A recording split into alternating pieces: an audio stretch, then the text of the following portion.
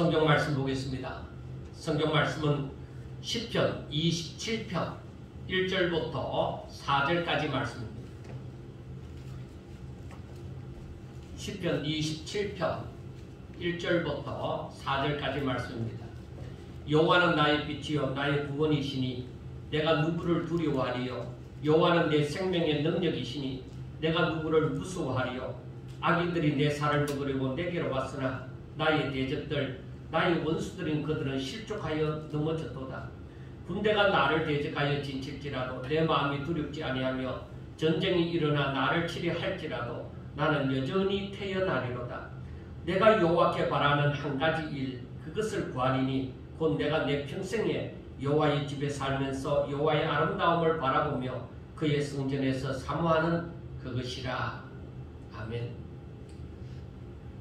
이제 작년 한 해를 어떻게 보냈는지 참 정신없이 보낸 것 같습니다. 하나의 이슈는 코로나19입니다. 그 코로나19 때문에 이렇게도 살고 저렇게도 살다 보니까 한 해가 지났습니다. 이제 이 2021년에는 이 모든 것을 극복할 수 있는 한 해가 되어졌으면 좋겠습니다만은 하나님의 말씀을 두고 생각해 볼 때에 제가 코로나19 때문에 처음에 걱정하게 되어졌을 때에 말씀드렸던 것처럼 쉽게 끝나지 않을 겁니다. 만약에 이 코로나19가 사라지고 나면 만약에 백신이 다 보급되어지고 또 치료제가 이제 개발이 되어져서 이제 이 전염병이 어느 정도 수그러지고 나면 또 다음이 옵니다. 저는 그렇게 봅니다. 왜? 하나님께서 이 일을 시작하셨다. 어떤 일을 시작하셨느냐? 마지막에 주님 오실 준비를 초림하실 때는 세례 요한이 회개하라 천국이 가까이 왔느니라 하고 세례 요한의 외침이 바로 예언되어진 대로 있었던 것처럼 이 마지막 때는 또한 말씀하신 대로 우리 주님이 재림하실 것을 지금 이 징조로서 준비를 하고 있는 거예요. 그걸 우리가 알아야 돼요. 세례 요한의 외침을 듣고서 강야에 외치는 자의 소리를 듣고서 아 메시아가 오겠구나 하는 것을 알았던 것처럼 이러한 세계가 다 아는, 그러니까 한 지역에만 속한 일이 아니라 전 세계 다 알도록, 전 세계가 다 알도록 징조가 임한 거예요. 이 코로나19를 모른다고 할 사람이 없어요. 다 알아요. 우리 주님이 오실 때에 바로 모든 사람들이 다 알게끔 오십니다. 도적같이 오지만은 그러나 주님의 오심은 모든 세상 사람들이 다 알게끔 오는 거예요. 그러면은 어떤 사람들이 주님 오시는 그 징조를 몰랐다 얘기 못할, 변명을 못할 일이 바로 이런 일이에요. 전 세계가 다 겪는 일이에요. 코로나19를. 그리고 이것이 얼마나 심각하다 하는 것을 지금 다 알잖아요. 예외가 없어요. 나라의 대통령도 걸려갖고 격리를 당하고 병원에서 치료를 받아야만 되는 그런 일이 있습니다.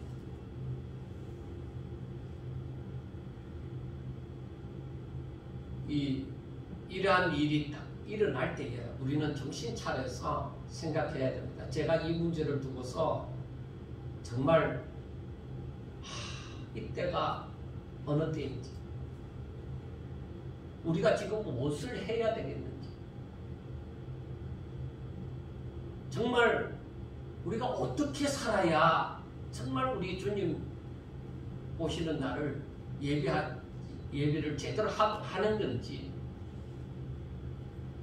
기도하면서 성경을 보면서 또 말씀을 또 다시 되찾아보고 그래 하면서 느끼는 것이 전 세계가 다 아는 전염병 이거는 이제 징조가 확실해.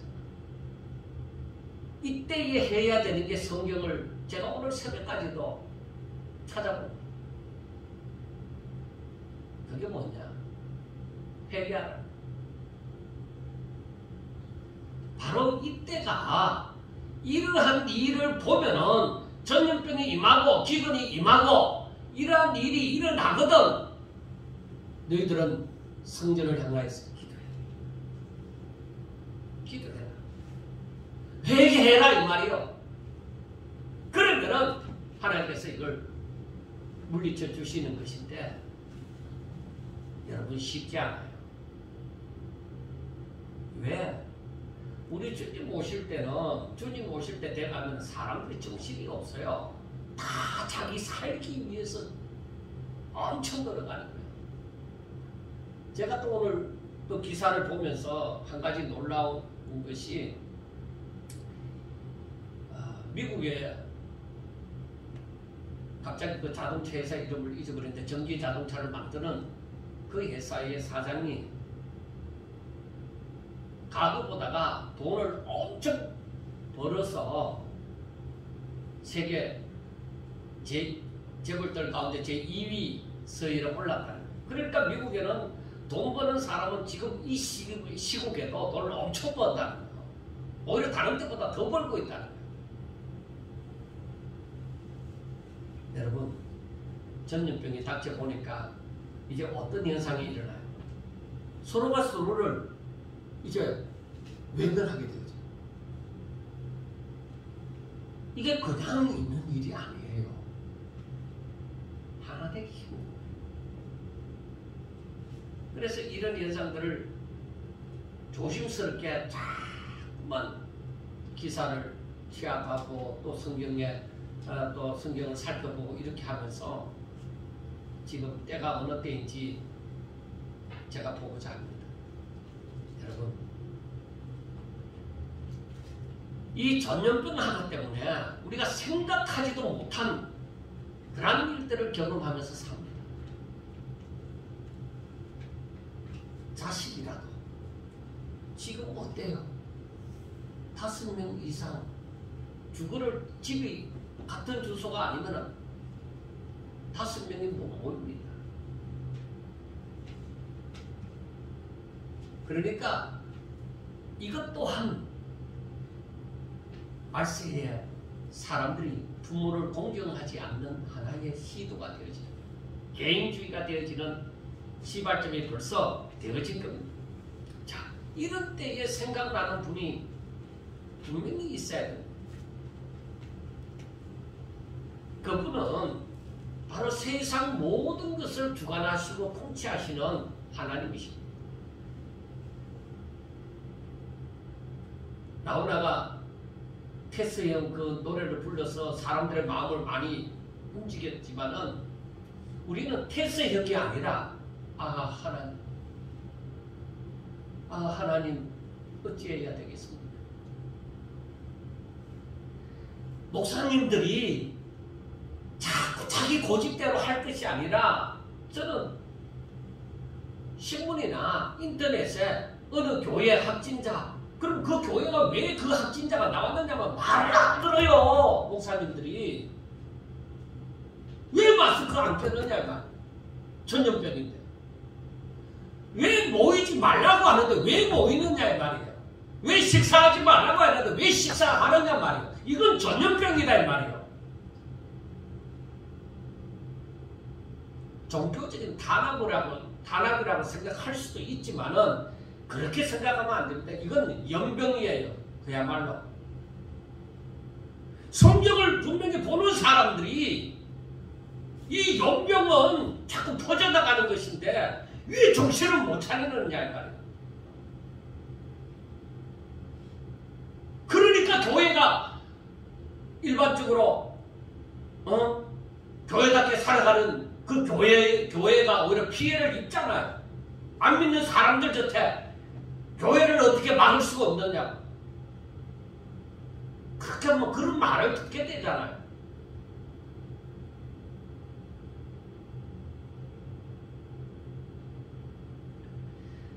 어쨌든 우리는 어떻게 되어졌든지 간에 이것이 어떤 정치가의 장난으로 이렇게 되어진 것도 아니고 이건 하나님이 이 일을 일으키실 거예요. 이유가 있을 거 아니에요. 성경을 아는 사람들은 그 하나님께서 우연이 아니라 이건 이유가 있다 이거.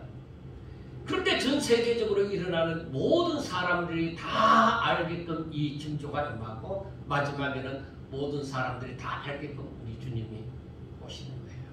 그래서 우리는 이 2021년을 맞이하면서 생각이 좀 달라져야 돼요. 그게 뭐냐? 세상의 마지막이 가까운 줄을 알라는 것입니다. 세상은 앞으로 아무리 이렇게 전염병이 일어나고 기근이 일어나고 전쟁이 일어나더라도 지진이 일어나고 하더라도 사람들은 더 타락해져 갑니다. 보세요. 앞으로 한번 보시죠. 더 타락해져 가고 더 개인주의가 되어져 가요. 그런데 거기에 교회는 빠지지 말아야 되는데 교회가 또 거기에 빠진다.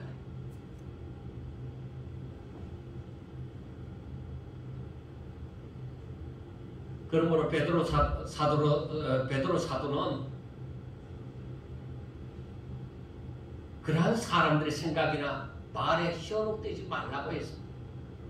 그래서 베드로전서 4장 7절 보면은 너희는 정신을 차리고 근신하여 기도하라고 얘기해요. 이런 때를 만나면 너희들은 정신 차리라 이 말이에요. 왜? 성경 봐라. 지금이 어느 때인지. 그래서 우리 주님 오실 때는 뭐예요? 때를 따라 양식을 나눠줄 자가 누구냐? 그 종이 칭찬을 받고 상을 받게 되어지는 것이죠.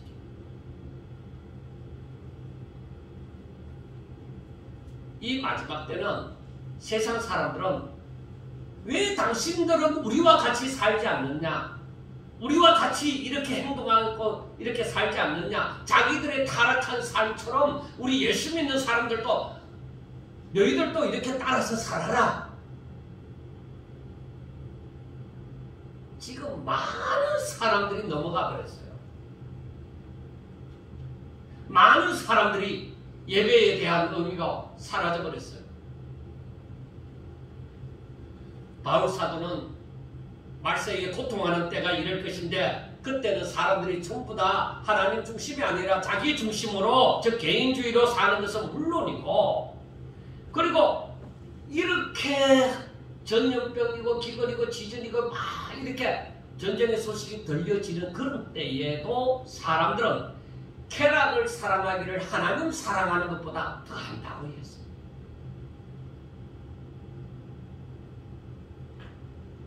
그래서 디모데후서에 보면은 이런 시대에 경건하게 살고자 하는 사람들은 분명히 박해를 받는다고 말씀이 되어져 있습니다. 그래서 우리가 뭐 정부가 어떻게 하라고 아니라 이건 연병이기 때문에 우리가 최대한으로 또 정부에서 제공하는 그 지식이나 이 모든 것을 우리가 받아들이고 그 지식을 통해서 우리가 어떻게 행해야 될지 그것을 알았으면 거기에 대해서 조심을 하고 우리는 신앙생활을 똑바로 해나가야 돼요. 그렇지 않으면 뭐예요? 욕을 얻어먹게 되어져요. 욕을 얻어먹지 않으려고 하는 게 아니에요. 우리는 정말로 하나님 앞에서 하나님을 사랑하고 이웃을 사랑함으로 우리가 어떻게 행해야 될지를 알고서 행하여야만 된다는 것입니다. 누가 뭐라고 하지 않아도 내 양심에, 내 신앙 양심에 똑바로 살아야 된다는 것입니다. 그리고 이러한 때에 어떻게 해야 되느냐? 이 바울은 말하기를 너는 배우고 확신한 일에 하라고 얘기했습니다. 그러니까 이런 때를 만나면 너희들이 어떻게 해야 되는가? 하나님의 말씀으로 돌아오라. 이러한 때에 하나님의 말씀으로 돌아오라. 야 하나님께로 돌아가 순종한다고 해서 하나님의 말씀을 순종한다고 해서 뭐가 전염병이 떠나가고 뭐 지질이 없어지고 그렇게 하느냐? 사람들은 그렇게 얘기할 것입니다. 그러나 성경은 너희들이 그렇게 돌아오라. 이러한 일을 만나거든 너희들을 회개하고 하나님께로 돌아오라고 얘기하는 거예요. 그 죄인들을 향해서 구약시대의 구약성경을 보면은 그 죄인들을 향해서 하나님께서 하시는 말씀이 뭐예요? 하나님의 말씀을 너희들이 떠났기 때문에 하나님의 말씀을 너희들이 떠났기 때문에 이러한 일이 임하였다. 너희들이 내 말을 듣지 않고 타락했기 때문에 이런 날이 임하였다. 그러므로 너희들이 어떻게 해야 되느냐? 너희들이 그러한 일을 만나면 내게로 돌아오라. 그래서 구약 성경은 돌아오라 하는 그 메시지를 하나님의 음성을 들을 수 있어요. 우리가 오늘날 이러한 징조를 보고서도 하나님의 음성을 들으셔야 돼요. 하나님의 말씀하심을 우리는 들어야만 돼요. 여러분들이요, 오늘날 그러니까 우리가 이제 2021년 첫 주 예배를 드리는데 우리가 무엇을 구해야만 되겠느냐? 아, 하나님 하면서 무엇을 구해야 되겠느냐? 하나님, 내가 아직까지 하나님의 뜻을 잘 몰랐다 하더라도 하나님, 이제는 하나님의 음성을 듣고 하나님의 뜻을 제대로 깨달을 수 있도록 하나님과 친밀한 교제를 할 수 있도록 해주세요. 그러니까 하나님을 알게 해달라. 내가 성경을 읽을 때에 하나님의 그 뜻을 깨닫게 해주시고 정말로 내가 말씀을 들을 때에 그 하나님의 음성을 듣게 해달라고 하는 것입니다. 그래서 호세아 선지자는 호세아 4장 6절부터 7절에 보면은 우리가 잘 아는 말씀이지만은 내 백성이 지식이 없으므로 망하는 하나님을 아는 신지식, 그 지식이 없다. 자, 너가 지식을 버렸으니 나도 너를 버린다. 나도 너를 버려 내 제사장이 되지 못하게 할 것이요 너가 내 하나님의 율법을 잊었으니 나도 너 자녀들을 잊을 것이다.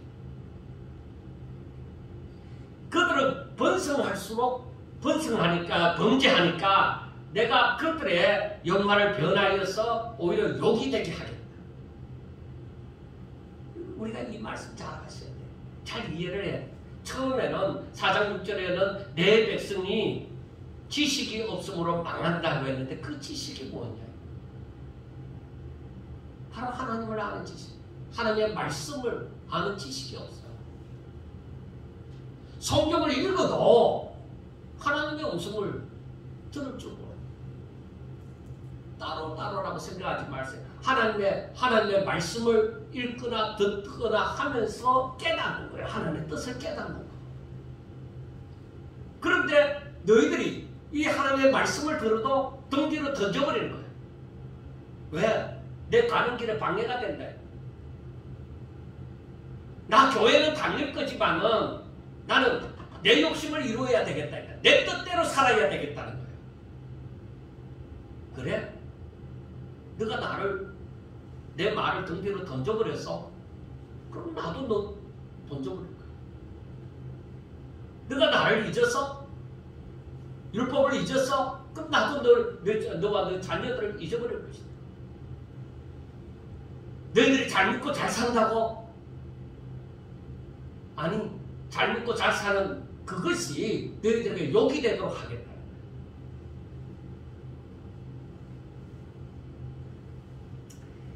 하나님의 백성이 하나님을 믿는다고 하는 사람이 하나님을 아는 지식이 없다고 하는 것은 가장 먼저는 그 구약시대 같으면 제사장 잘못이요. 오늘날 같으면 목사들 잘못이에요. 자신은 목사님들이 백성을 가르쳐야 될 그 사명을 온전히 감당하지 못함으로 이 백성이 지식이 없다 이 말. 그래서 이 말씀을 또다시 한번 말씀 준비하면서 또다시 생각을 해봤습니다. 한국 교회에 과연 우리가 지금까지 하나님을 믿는다고 하면서 자주 들었던 것이 무엇일까? 자주 들었던 말씀이 무엇일까? 능력받으라. 능력을 받아라. 은사 충만, 말씀 충만, 능력 충만, 성령 충만. 그런데 그 충만이라는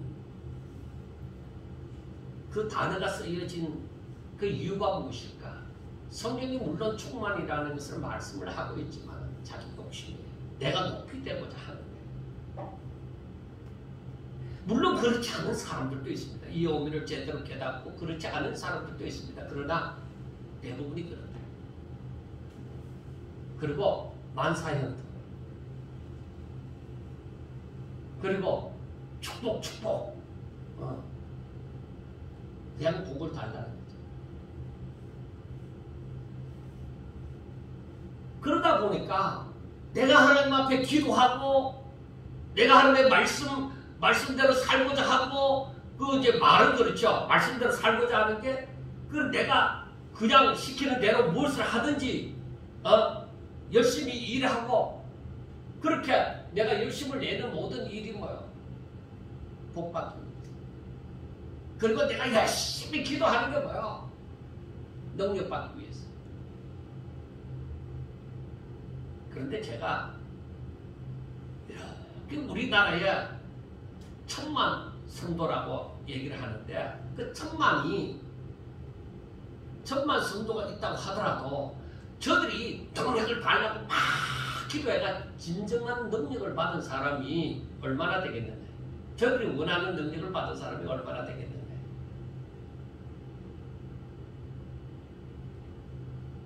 과연 하나님께서 우리들에게 그러한 능력을 받으라고 했는데 열심히 기도해서 그러한 능력을 받으라고 했는데 부자되는 축복을 구하라고 했는데 그런데 지금 한국이 복음이 들어온 지 100년이 넘었는데 사람들이 뭐야? 이 세월이 지나도록 성경에 대한 지식은 좀 더 글을 읽을 줄 아는 이제 글을 모르는 사람이 별로 없으니까 글을 읽을 전부 다 글을 읽을 줄 아니까 성경에 대한 지식은 조금 늘었을는지 모릅니다. 하나님을 몰라요. 선교 100년이 넘었지만은 하나님을 모른다. 이게 얼마나 안타까운 일이에요. 제사장들이 구약시대 같으면 제사장들이 이 백성들에게 하나님의 말씀을 하나님의 뜻을 깨닫고 하나님의 말씀을 제대로 가르쳐야 되는데 가르치지 않으므로 이 하나님의 백성들이 지식이 없다. 하나님을 아는 지식이 없으므로 저들은 망하는 거예요. 목사가 성경 말씀을 제대로 깨닫고 성도들에게 때를 따라 양식을 나눠주지 못함으로 말미암아 우리가 믿는 하나님이 어떤 하나님이신지 하나님의 뜻이 무엇인지 제대로 가르치지 않음으로 말미암아 성도들이 하나님을 아는 지식이 없다. 여러분은 어떻게 생각하십니까? 여러분 잘 생각해보세요. 과거와는 달리 오늘날에는 누구든지 성경을 가지고 싶으면 얼마든지 성경을 가질 수 있습니다.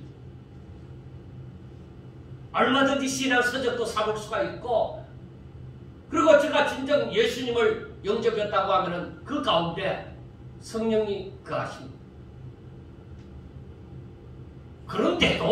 그런데도 우리가 하나님을 알고자 하는 것이 목사님들이 하는 그 설교만 의지하겠습니까?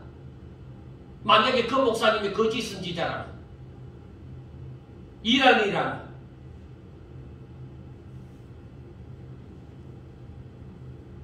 그러면은 성도들이 하나님 우리는 아무 잘못 없어요. 저 목사님이 저렇게 가르쳐 주었어요. 우리 보고 그렇게 따라하라고 했어요.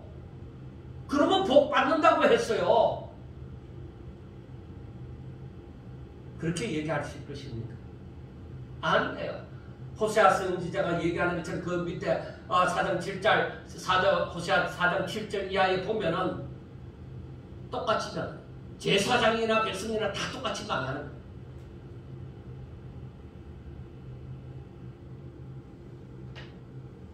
우리가 얼마든지 하나님을 알고자 하면은 성경을 읽을 때에, 즉 하나님을 사모할 때에 바로 성경을 깨닫게 되어지고, 얼마든지 잘 모르는 것은 신앙서적 다 있습니다.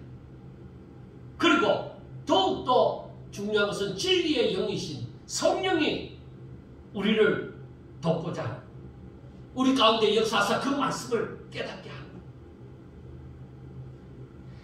그러므로 하나님에 대해서 잘 알지 못하는 것을 목사님들 핑계만 대면 안 돼.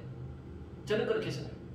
마지막에는 거짓 선지자들도 많이 나타나는데 그 거짓 선지자들이 내가 거짓 선지자야, 나를 따라오려고 하는 사람은 나를 따라와, 그렇게 말을 합니까? 아니죠. 아주 선한 목자처럼 가장을 해서 오는 것이죠. 예수님께서 분명하게 말씀을 했잖아요. 그러므로 우리는 날마다 성경을 읽고 묵상하고 하나님을 알고 또 하나님의 뜻이 무엇인가를 알아야만 하는 것입니다. 그래서 우리가 지난번에 보았지만 사도 바울은 로마서 12장 2절에 뭐라고 얘기해요? 너희는 이 세대를 본받지 말고 오직 마음을 새롭게 함으로써 변화를 받아 하나님의 선하시고 기뻐하시고 온전한 뜻이 무엇인지 분별하도록 하라고 말씀을 하는 거예요. 어떤 목회자에게 그렇게 얘기하는 거 아니에요? 로마에 있는 로마 교회의 편지를 쓰면서 그 로마에 있는 성도들 향해서 다 그렇게 얘기를 한 거예요.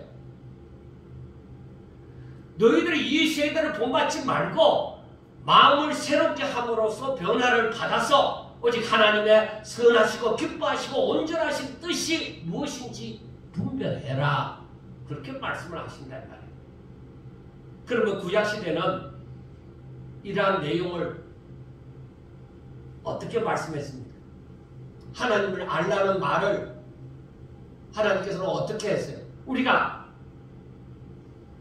여호수아서를 보면서 하나님께서 모세를 이어서 이스라엘 백성들을 이끌고 나가야만 했던 그 여호수아에게 여호수아 1장 8절에서 9절 말씀을 우리가 잘 아는 말씀을 보면은 이 율법책을 내 입에서 떠나지 말게 하고 주야로 그것을 묵상하고 그리고 그 안에 기록한 대로 다 지켜 행하라. 그러니까 뭐야? 이 말씀을 내가 너희들에게 준 그 명령을 열심히 주야로 묵상해서 하나님의 뜻이 무엇인가 분별해서 그것을 지켜 행해야 될 거 아니에요. 그 말씀을 따라 살라는 거예요. 그렇게 하면은 너 길이 평탄하게 되어지고 너가 형통할 것이다. 그게 바로 형통이에요. 말씀을 순종함으로써 하나님이 길을 열어준 게 그게 평탄한 길이고 그게 형통한 길이에요. 자, 너희들이 그렇게 살고자 할 때 두려움도 생기고 막 긴장도 생기고 갈등도 생기고 하겠지. 그러나 그렇게 할 것이 아니라 내가 너에게 명령한 것이 아니냐. 내가 너에게 명령한 것이 아니냐. 그러니까 오히려 그런 갈등 뿌리치고 마음을 강하게 하고 담대하라.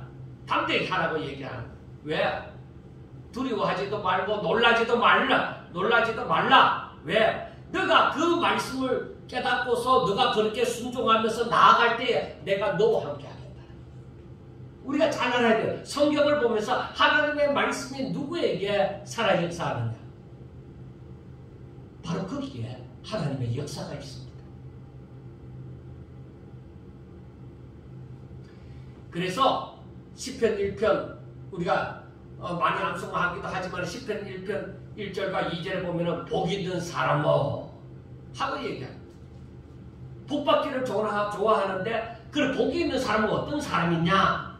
악인들의 길을 따르지 아니하고 죄인의 길에 서지 아니하고 오만한 자리에 앉지 아니하고 어떻게 하는 자? 오직 여호와의 율법을 즐거워하며 그 율법을 주야로 묵상하는 자로다.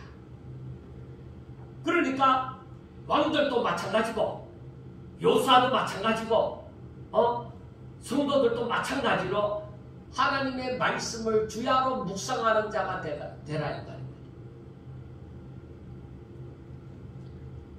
이 모든 말씀이 예수님께서 40일 금식기도 하고 강야로 가서 이제 마귀에게 시험을 받을 때에 예수님께서도 신명기 8장 3절의 말씀을 가지고 우리들에게 말씀하여 주셨습니다. 사람이 떡으로만 사는 것이 아니라 하나님 여호와의 입에서 나오는 모든 말씀으로 사는 줄 너가 알게 하리 하십니다. 우리가 세상 사람들처럼 떡으로만 사는 것으로 착각하면 안 돼. 떡으로만 사는 것이 아니라 우리는 뭐예요? 하나님의 말씀으로 산다. 여호와의 입에서 나오는 그 말씀으로 사는 줄을 너희들이 알아야 된다 이 말이에요. 그걸 알아야 돼요. 우리가 하나님은 전지전능하신 분이세요. 그분이 말씀하셨어요. 그분이 지금 이 세상 만물을 다 주관하시고 지금 통치하시고 계세요. 그런데 그분께서 말씀하세요. 내 입에서 나오는 그 말씀으로 너희들이 산다. 그러니까 그 말은 뭐예요? 하나님의 말씀이 곧 우리에게 길이요 진리요 생명이다. 내 생명이 어디 있느냐? 내 생명이 어디 있느냐? 찾아보니까 바로 하나님의 말씀 가운데 내 생명이다.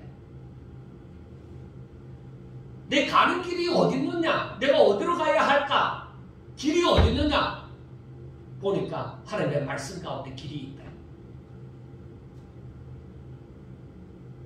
그러므로 하나님의 말씀이 없는 믿음은 샤머니즘적인 거예요.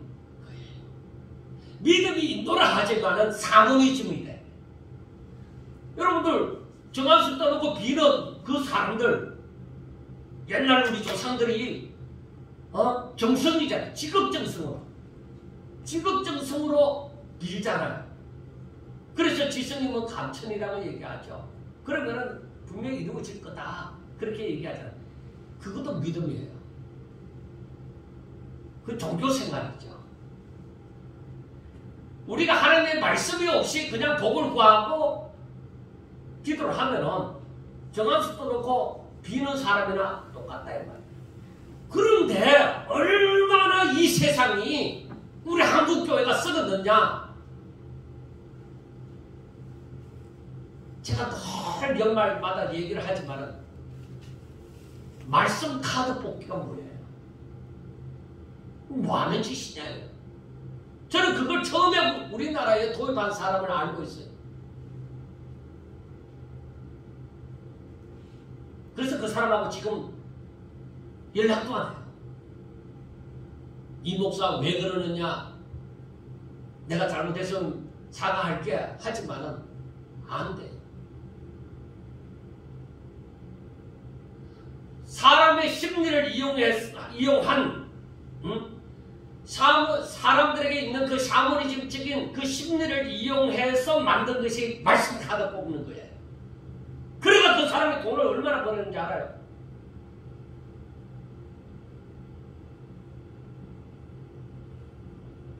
저는 그분 앞에서도 얘기를 했어요. 나는 싫어요. 나 이거 싫어요. 나 이거 안 합니다. 그래서 한번 몇 년 전에 그 갖고 왔는 걸 이렇게 그냥 책갈피로 쓰라고 그 내가 주었죠. 그래 그 새생명교회 이름을 여갖고 그 해줬잖아요. 자기가 만들어 주겠다고요. 그거 만들어 준다고 제 마음이 변하고 그런 거 없어요. 아니라 이 말이에요. 그게 신앙이 아니라 이 말이에요. 그런데 오늘날 많은 교회들이 그거 하고 있잖아요. 올해와 같은 작년과 같은 경우는 교회에 나와서 송구 영신 예배를 못 드리니까 그 사람들이 인터넷으로 온라인으로 말씀을 뽑는다. 이게 무슨 짓이냐 이 말이에요. 왜 목사님들이 그걸 받아들이느냐 이 말이에요. 점치는 거예요. 말씀 가지고 점치는 거예요. 이미 그 말씀 카드 만드는 데는 그 말씀 요절이 쭉 한 300개 정도가 다 있어요. 그게 다 만들어져 이미 뽑아놨어요. 그 가운데 뽑는 거예요. 여러분, 원칙이 하나님께서 말씀하시고 사람들은 하나님의 백성들은 순종을 하는 것이 이게 바로 원칙이에요. 이게 하나님이 만들어 놓으신 법칙이에요. 그래서 하나님께서는 이스라엘 백성들에게 레위기서 26장 12절 보면은 나는 너희 중에 행하여서 너희 하나님이 되고 너희는 내 백성이 될 것이다. 그렇게 말씀했어요. 내가 말을 하면 너희들은 들어야 되는 백성이다. 그렇게 말을 했는데도 이스라엘 백성들이 나중에 어떻게 해요? 우리에게도 왕을 이방처럼 왕을 뽑게 해달라고 그렇게 했죠. 모르니까. 창세 때부터 주어진 법칙이 하나님은 말씀하시고 우리 피조물은 하나님의 형상을 입은 피조물을 순종을 하는 것이 이게 고정적인 법칙이에요. 이게 오늘날에도 바뀌지 않은 법칙이다 이 말. 그러므로 하나님께서는 처음부터 아담에게 말씀하시고 그것을 지키라고 하셨던 것입니다. 그러므로 우리가 하나님을 알고 하나님의 말씀을 깨닫고 그것을 지켜 순종하는 것이, 지켜 행하는 것이 바로 우리에게 생명입니다. 그게 우리 생명이에요. 내 생명이 얼마나 강한지 알고자 하면은 그걸 보면 돼요. 내가 얼마나 하나님을 알고 내가 하나님의 말씀을 또 깨닫고 그 뜻을 깨닫고 순종하느냐, 그거 보면은 내 생명이 강한지 약한지 알아요. 자, 오늘 본문 1절에 보세요. 다윗이 뭐라고 얘기해요? 여호와는 나의 빛이요 나의 구원이시니 내가 누구를 두려워하리요. 여호와는 내 생명의 능력이시니 내가 누구를 무서워하리요. 자, 다윗이 알고 있는 하나님은 뭐야? 바로 빛이시고 다윗에게 있어서 빛이요 구원이시요 생명의 능력이다. 그러니까 나는 두렵지 않다 이 말이에요. 하나님이 내 빛이 되어주고 나의 구원이 되어주시고 나의 생명의 능력이 되어졌으니까 나는 아무도 무서워하지 않고 두려워하지 않는다는 그 말이에요.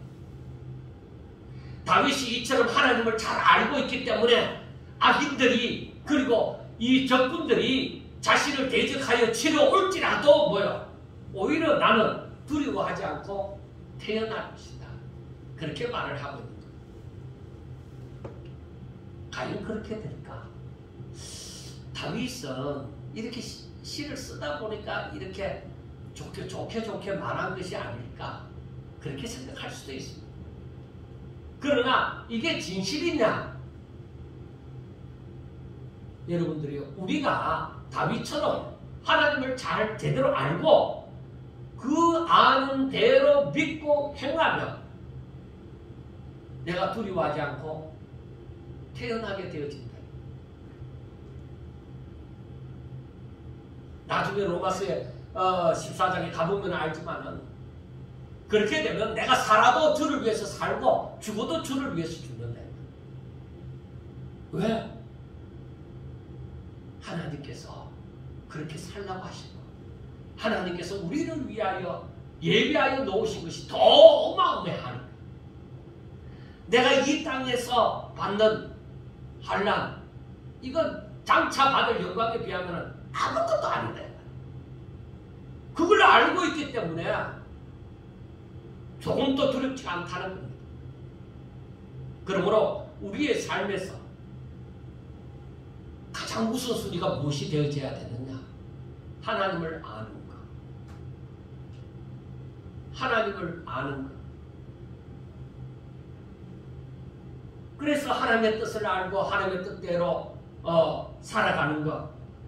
이게 우리가 이 마지막 시대를 맞이해서 이 징조를 지금 보면서 우리가 마음에 가져야 되는 것이 하나님, 내가 어떻게 하면 하나님을 알 수 있을까?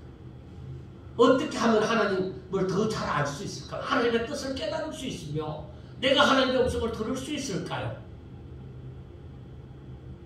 이게 원래 우리 모두의 바람이어야만 하는 거예요. 이 시대에. 자, 우리가 하나님을 안다고 합시다. 하나님을 알았으면 우리가 어떻게 행할 것이냐? 어떻게 해야 할까? 당연히 하나님의 뜻을 행하고 하나님을 의지하는 삶을 살아야 된다. 하나님의 뜻을 행한다고 하는 것은 하나님의 말씀을 깨닫고 깨달은 대로 순종하는 것을 얘기합니다. 하나님의 말씀을 순종하는 삶은 성도에게 있어서 이것은 의무이고 성도의 표시이기도 하는 것입니다. 우리가 이미 사무엘상 15장 2절을 보는 것처럼 순종이 제사보다 낫다고 얘기를 하잖아요. 그러니까 하나님을 향하여 행하는 어떤 의식보다도 더 중요한 것이 순종이라는 것입니다.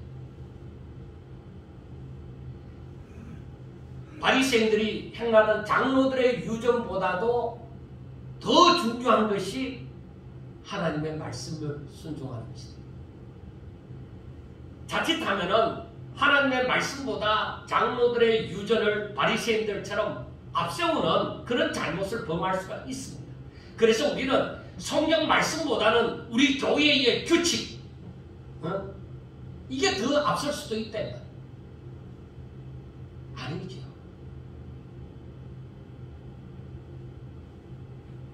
하나님의 말씀이 앞서죠. 하나님의 뜻이 앞서는 거예요. 또한 우리가 하나님의 말씀을 순종하는 것은 앞에서 하나님께서 여호수아에게 말씀하신 것처럼 형통하게 되는 일이고 하나님께서 함께하는 일이 되어지는 거예요. 왜?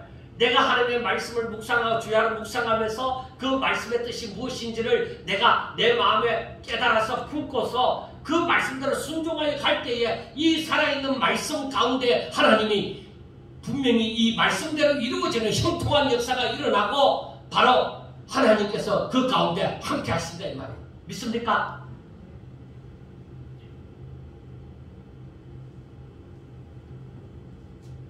그러므로 하나님의 말씀을 순종하는 것은 하나님을 알고 믿는 것입니다. 그래서 하나님을 알고 믿는, 신뢰하는 것이 있기 때문에 우리는 자동적으로 하나님을 알아가면 알아갈수록 하나님 가까이 할 게 아니네. 하나님 가까이 가보니까 내가 시험 들겠더라. 그런 말이 많다. 사람은 멀리 떨어져 있을 때 저 사람 멋있게 보이고 이쁘게 보이고 그렇게 느껴질지 모른다. 그런데 가까이 가보니까 멋있는 것도 아니고 이쁜 것도 아니네. 오히려 더럽고 냄새나는 게 많네. 그래서 성도들도 하는 말이 뭐예요? 사택에 가까이 가지 마라. 목사님하고 너무 가까이 하지 마라. 왜? 목사님도 사람이라서 그 사람의 허물을 자꾸 보면은 실망할지도 모른다. 그런 거겠죠. 저는 그렇게 생각합니다. 우리가 하나님을 닮아가면 부족한 점이 있어도 날마다 좋아지는 것이 보여져야 돼요. 자, 우리가 하나님을 가까이 하게 되어질 때에 내가 실망할 일이 많아지느냐, 가까이 하면 가까이 할수록 실망할 일이 많아지느냐? 절대 아니에요. 그건 잘못 알아요. 하나님은 거룩하시고 다윗이 고백하는 것처럼 하나님은 나의 빛이요 나의 구원이시고 내 생명의 능력이시고 나를 지켜주시고 나를 보호하시고 나를 것이다. 선한 길로 인도하시는 분이시라는 것을 깨달아가야 되는 거예요. 하나님을 알면 알수록 내 마음의 기쁨이 채워지고 오히려 나 하나님을 알아가면 알아갈수록 하나님을 더 믿고 싶어. 더 의지하고 싶어. 내 모든 것을 하나님 앞에 다 맡기고 싶어. 나는 그분 말씀대로 살아갈 거예요. 이게 바로 성경을 제대로 깨달은 것이죠. 그런데 이러한 것을 무시하고 그냥 진짜 하나님이 어떤 분인지 내가 공평하게 한번 성경을 알아보고 또 그대로 한번 순종해 볼 때에 거기에 빠질 거냐 오히려 역시 하나님은 아니야 이렇게 할 거냐. 그런데 하나님을 가까이 한 사람 치고 실망한 사람이 없습니다. 오히려 가까이 하라고 말씀을 했습니다. 하나님께서는 오늘 보면 8절에도 보지만은 하나님을 찾으라 이렇게 나를 찾으라고 얘기해. 그래서 다윗이 어떻게 해요? 하나님을 찾았다 이거죠. 하나님은 자꾸 가까이 걸어라. 네 죄가 주홍같이 붉을지라도 내게로 가까이 걸어라. 나하고 변론하자. 내가 해결해 줄게.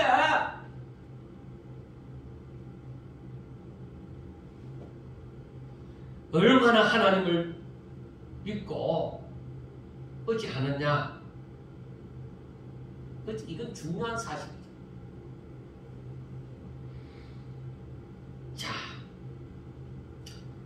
27장 시편 27편 10절에 보면은 내 부모는 나를 버렸으나 여호와는 나를 영접하시리로다 하고 말씀이 되어져 있습니다. 내가 부모님을 의지하는 것, 자식이 부모를 의지하는 것보다가 나는 하나님을 더 의지한다. 내 부모는 나를 버릴 수 있다. 이래. 자식을 버릴 수밖에 없는 환경에 도달해서는 부모는 눈물을 머금고 울며 불면서 자식을 버릴 수 있어요. 그래서 해외 이방제국 그런 아이들 많잖아요. 그런 사람들 많았잖아요. 그렇지만은 하나님은 절대로 그런 일이 없어요. 어떤 환경 속에서도 하나님은 나를 버리시지 않는다는 것이죠.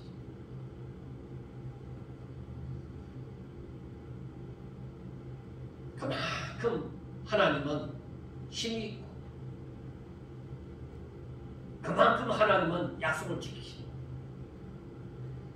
제가 이 시편 27편 10절을 요즘에서는 별로 묵상하는 일이 잘 없지만은 한때까지는 한때 40대까지도 참 많이 생각을 했습니다. 왜냐하면 제가 신학교를 가기로 결정하고 학교도 접고 기도원에 올라갔을 때 저희 부모님은 몰랐습니다. 설령 제가 얘기를 했다고 한들 제가 신학교 가는 것을 부모님은 허락하지 않았을 것입니다. 그래서 저도 목사는 언젠가는 내가 목사를 하긴 할 건데 어떻게 하나 하고 군대 갔다 와서 정말로 수많은 갈등을 느끼면서 그때는 참 군대 갔다 와서가 아니라 그 군대 가기 전에 제가 무진장 고민을 하면서 어떻게 해야 하나, 신학교를 가야 하나 말아야 하나.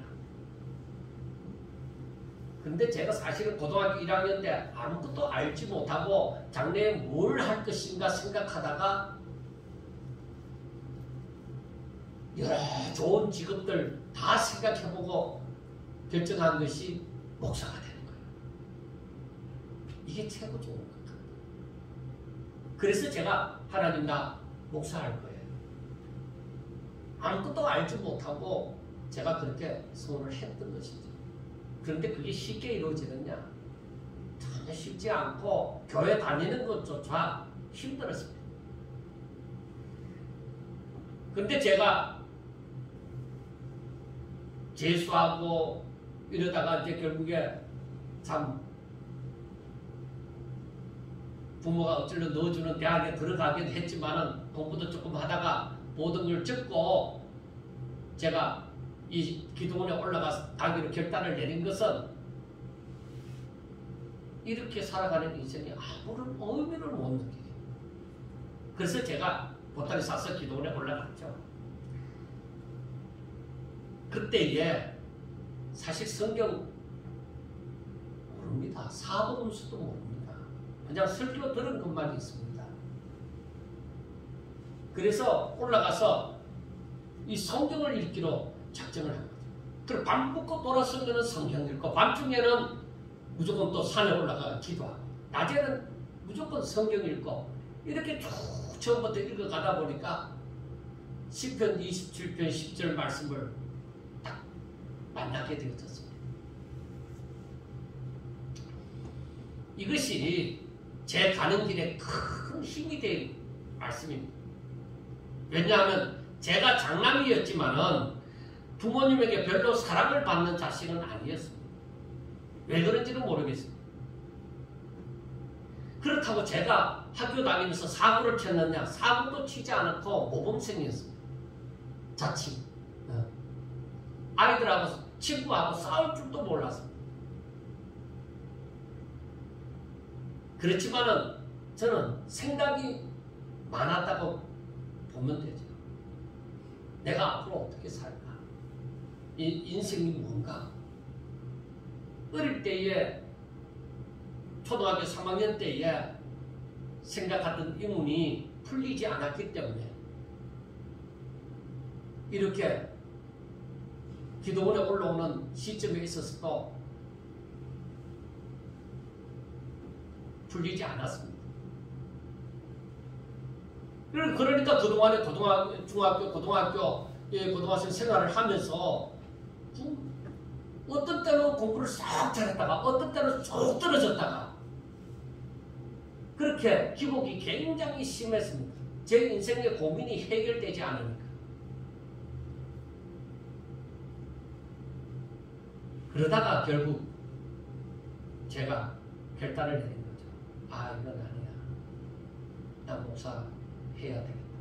그래서 결단 내리고 그 다음 학기 등록금 주는 거 그거 그대로 싸가지고 기도원에 올라가서 그걸 헌금하고 그 기도원에서 이제 살게 되어졌는데 마침 우리 교회 교인이 그게 원장이었기 때문에 그렇게 살게 되어졌습니다.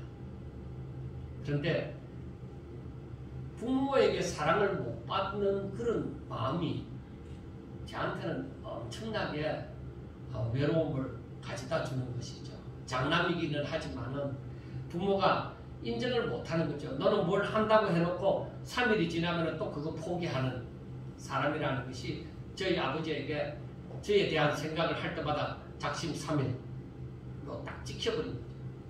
그런데 사실은 그 작심 3일 문제가 아니라 저는 제 인생의 고민이 해결이 안 된 거예요. 그래서 어떻게 해야 될지 그걸 좀 해결하기를 나는 앞세웠던 것이죠. 그래서 저는 이 기도원에 올라올 때는 부모에게 버림받을 각오를 하고 올라온 거예요. 장손인데 제사도 엄청나게 많는데 그런데 기도원에 올라갔으니 목사가 되겠다고 기도원에 올라갔으니까 부모님이 좋아할 리가 있겠습니까? 그래서 우리 누님에게 모든 뒷정리는 부탁하고 기도원에 올라와서 그때 뭐 휴대폰 같은 것도 없잖아. 그냥 기도원에 올라와서 생활을 했습니다. 그런데 이 시편 27편 10절 말씀을 딱 만났을 때에 저는 와, 성경에 이런 말씀도 있나? 진짜 금덩어리를 주신 것처럼 굉장히 기뻤습니다. 그때 이후로 이 말씀을 붙들고 참 수십 년 동안 울기도 많이 울었습니다. 그래서 제가 나이 37 될 때까지 우리 부모님은 나를 낳으신 부모님이 아니야. 어디서 주워 왔어. 항상 그렇게 생각하면서 살았던 것이죠. 그래서 이 가족에게서 소외되어 부모님 그리고 형제들한테서도 제가 똑바로 못 사는 것 같으니까 항상 소외되어지고 이렇게 살면서 제가 외로움을 굉장히 많이 느끼는 거죠. 그럴 때마다 참 많이 울었습니다. 그래서 말씀을 묵상할 때마다 하나님을 가까이 느낄 때마다 하나님께서 나를 버리시지 않고 붙잡아 주시는 것을 느낄 때마다 그래서 서재실에서 혼자서 그렇게 울면서 정말 말씀을 준비하는 것이죠. 여러분은 하나님을 얼마나 믿고 의지하십니까? 다윗처럼 오직 하나님께 속한 자로 하나님의 소유가 되어진 자로 살기를 원하십니까?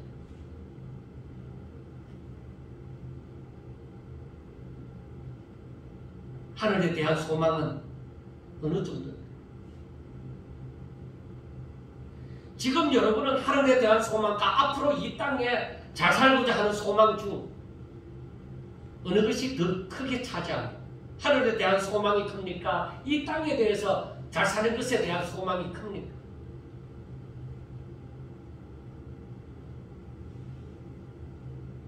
정말로 하나님을 의지하는 사람, 정말로 하나님을 내 부모보다도 내가 더 의지하는 사람, 내가 부모에게 버림을 당할지라도 내가 하나님을 놓지 못해. 나는 모든 가족에게서 내가 소외당할지라도 내 외톨이가 되어질지라도 나는 하나님을 놓지 못해. 나는 하나님께 속한 사람, 하나님의 자녀로 나는 살아갈 때 이 마음이 있다면 아마 하나님의 말씀을 따라 하늘에 대한 소망이 더 커질 것입니다. 그렇지 않고 세상에서 사람들한테 인정을 받고 내가 잘 먹고 잘 살기를 바란다면 땅에 대한 소망이 더 클 줄로 압니다. 제 개인적인 경험으로 봤어도 예수님의 말씀이나 바울의 편지를 통해서 전하여지는 말씀처럼 오직 하나님 아버지의 뜻을 위하여서 자신을 온전히 내려놓지 않고서는 항상 하나님을 의지하고 하나님을 바라보면서 산다고 하지만은 중요한 순간에 땅에 대한 소망을 버릴 수가 없는 거예요.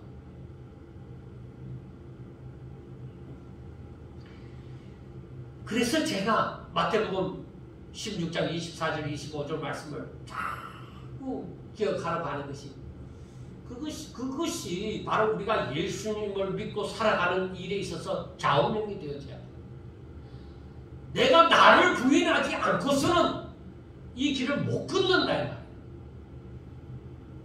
여러분 분명하게 아셔야 됩니다. 내가 나를 부인하지 않고서는 주님을 따르는 그 길이 없습니다. 1%도 없어요. 따라가는 것 같다가 마지막에 딱 끊겨버려요. 땅에 대한 소망을 놓지를 못하는. 그래서 제가 그랬잖아요. 아브라함이 이삭을 바치는 그걸 생각하면서 그 일이 내게 이루어지면 진짜 너 그렇게 할 수 있겠는가? 그렇게 대받아진 질문이 되어졌을 때에 저는 할 수 없었습니다. 하나님 앞에 할 수 없다고 고백을 했어요. 하나님, 분명히 이렇게 살아야 되는 줄 알겠는데 내가 그렇게 못하겠습니다. 내가 어떻게 아들을 내가 드리고 내 마음 편케했습니다. 아버지가 되어져서 어떻게 아들을 번째로 무슨 잘못을 저지른 것이 아닌데 하나님께서 드리라고 한다고 내가 어떻게 이 아들을 번째로 드릴 수가 있겠습니까? 할 수 없습니다. 하나님 어떻게 하면 되지? 하나님 내가 어떻게 하면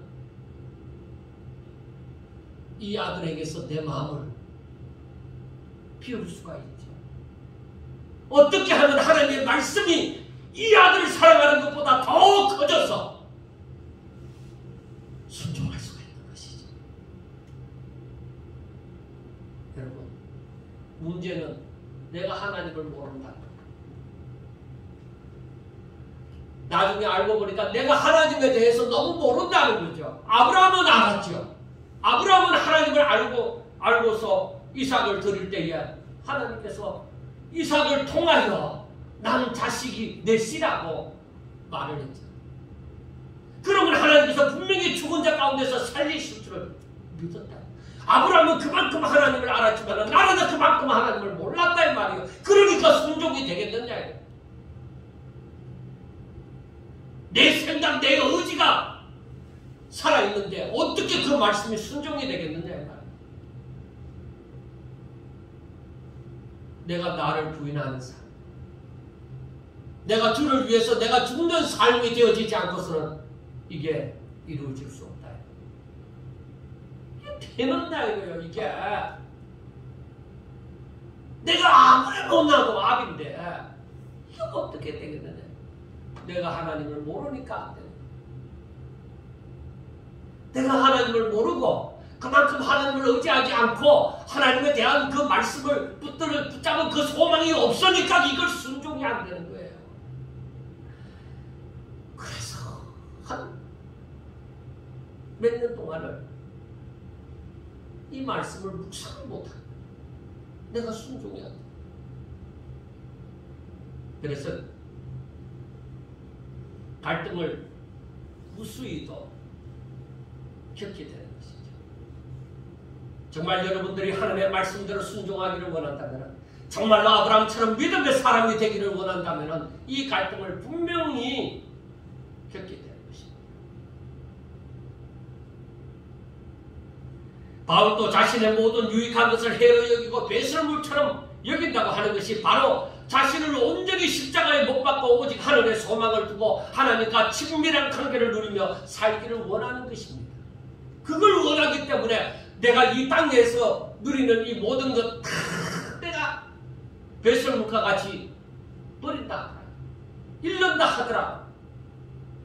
나는 하나님을 소유하고 싶다. 내 안에 예수가 충만하기를 원한다 이 말이에요.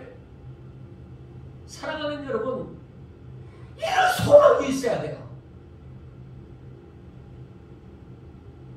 누가 뭐라고 할 때에 아무런 다윗처럼 두려워하지도 않고 오히려 태연해하면서 내 안에 예수가 있어.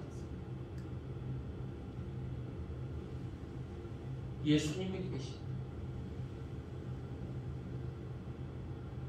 그러므로 너희들이 나를 어떻게 할 수 있을는지 모르지만 내 안에 있는 예수는 어떻게 할 수가 없어.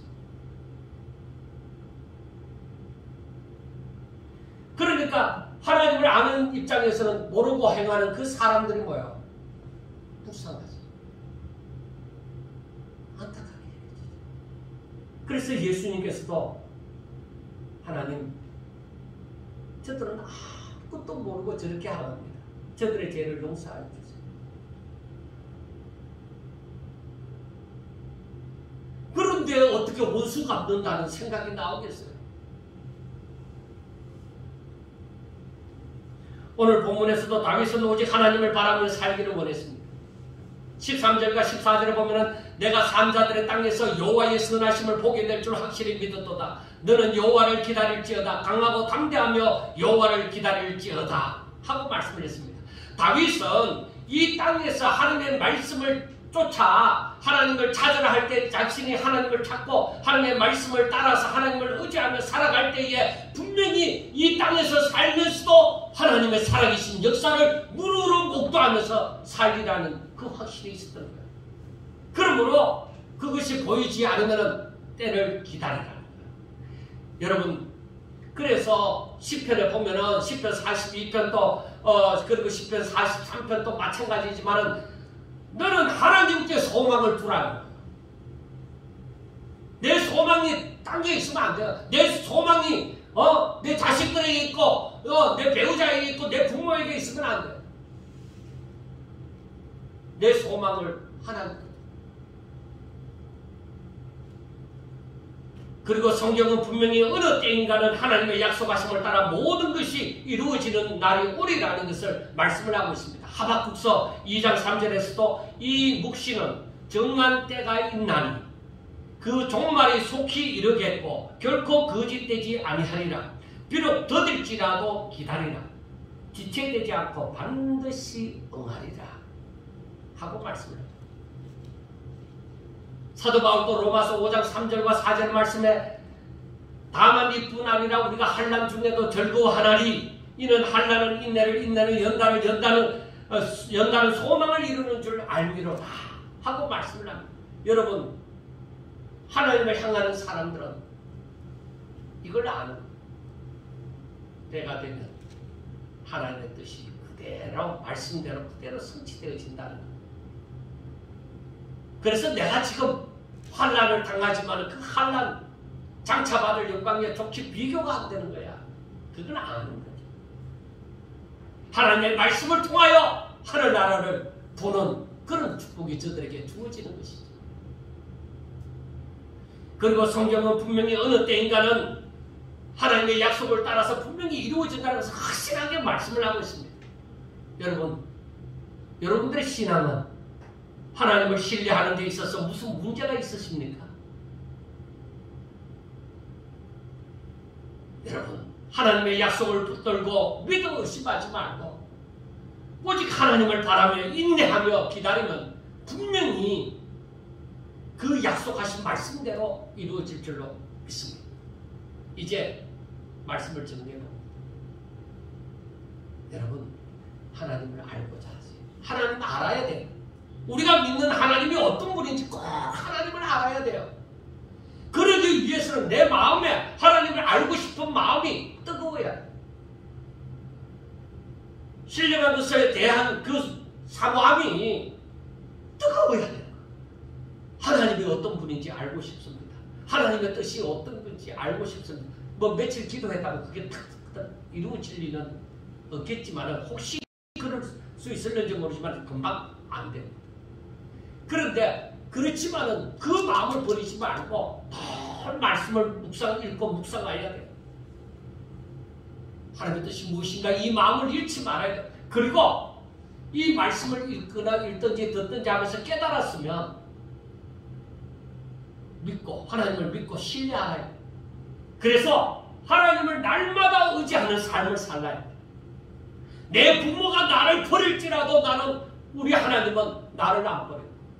하나님께서 끝까지 나를 붙드시고 너는 내 것이라고 분명히 말씀하면서 내가 너와 함께하리라. 내가 너를 과와 같이 버려두지 않고 내가 너와 함께하리라.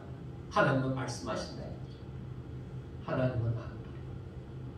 내가 나를 사랑하는 사람들이 내 곁에서 다 떠나는 그 순간 외로이 강야의 당나새처럼 혼자 있다고 할지라도 하나님은 엘리야에게 다가가신 것처럼 다가와서 얘야 뭐 하느냐? 너 혼자 아니야. 너 혼자 아니야. 그렇게 말씀하시면서 내 가는 길을 인도하신대. 그러므로 조금 낙심하지 마. 이러한 하나님을 알면서 우리들이 마지막으로 가져야 되는 것이 천국에 대한 소망. 그 소망을 가져야 돼. 장차 의의 면류관을 받을 것을 생각하면서 오늘을 인내하며 기다리다. 여러분, 원래는 가장 먼저 하나님을 알고자 하고 그리고 하나님을 철저하게 의지하고 하늘에 대한 소망을 가지고 정말 성도답게 하나님을 알아가는 그 믿음의 단계가 더 성장하는, 그래서 주님의 재림을 맞이하는 이 마지막 때를 살아가는 지혜로운 성도가 다 되시기를 주의 이름으로 축원합니다. 기도드리겠습니다. 하나님,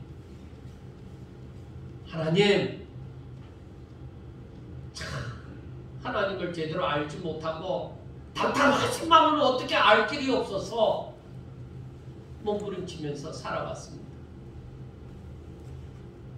하나님, 저희들의 지갑도 열어주시고 영안도 열어주셔서 저희들이 하나님의 말씀을 읽든지 듣든지 묵상하든지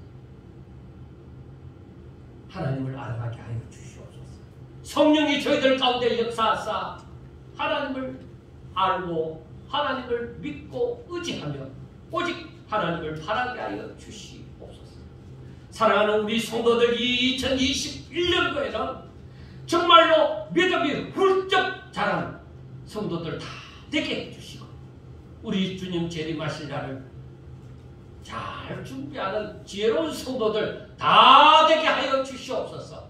예수님 이름으로 감사하며 기도드리옵나이다.